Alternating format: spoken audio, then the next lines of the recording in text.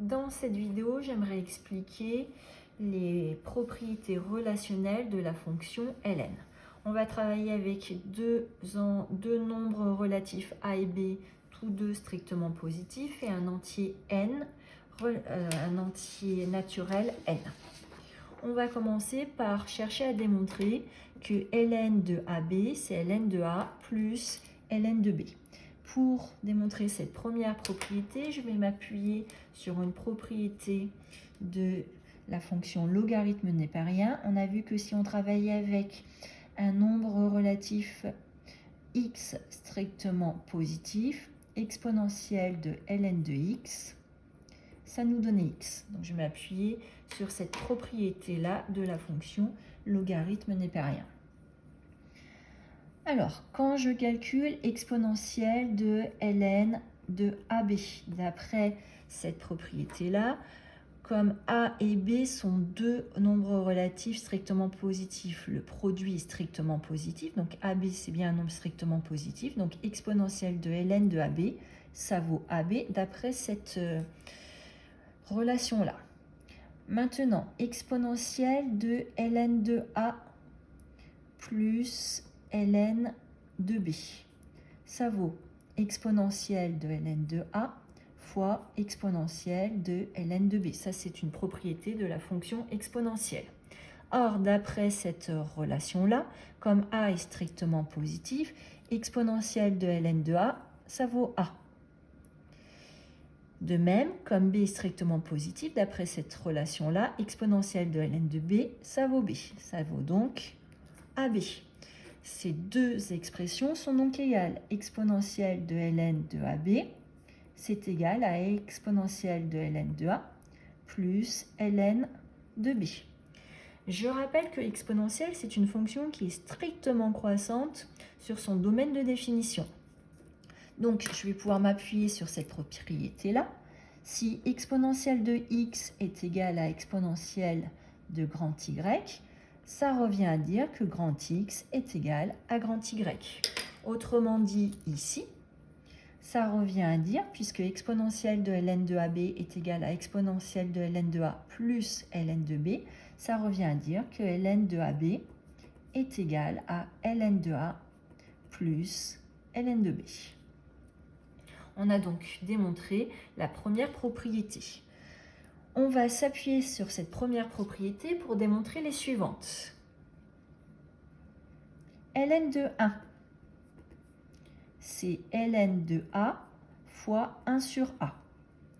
A fois 1 sur A, ça me donne 1. Donc, si j'applique maintenant cette relation, cette propriété-là, ln d'un produit, ça va me donner ln de A plus ln de B. Donc, autrement dit ici, ça va me donner ln de A plus ln de 1 sur A.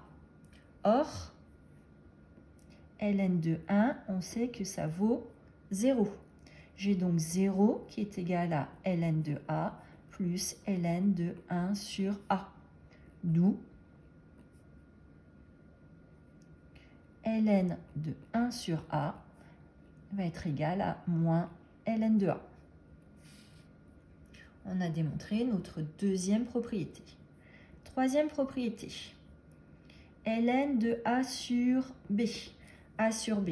A est divisé par B, c'est comme si on avait multiplié A par l'inverse de B. Donc plutôt que d'écrire A sur B, je vais écrire A fois 1 sur B. On me demande donc de calculer ln d'un produit. Or, d'après cette propriété, quand je veux calculer ln du produit AB, ça revient à faire ln de A plus ln de B. Donc, ln de A fois 1 sur B, d'après cette relation-là, ça va me donner ln de A plus ln de 1 sur B. Or, d'après la relation précédente, ln de 1 sur B, ça va être égal à moins ln de B. Donc, je vais conserver le ln de A et je vais remplacer ln de 1 sur B par moins ln de B. On a donc démontré la troisième propriété. Je veux à présent expliquer pourquoi ln de A exposant n, ça va me donner n ln de A.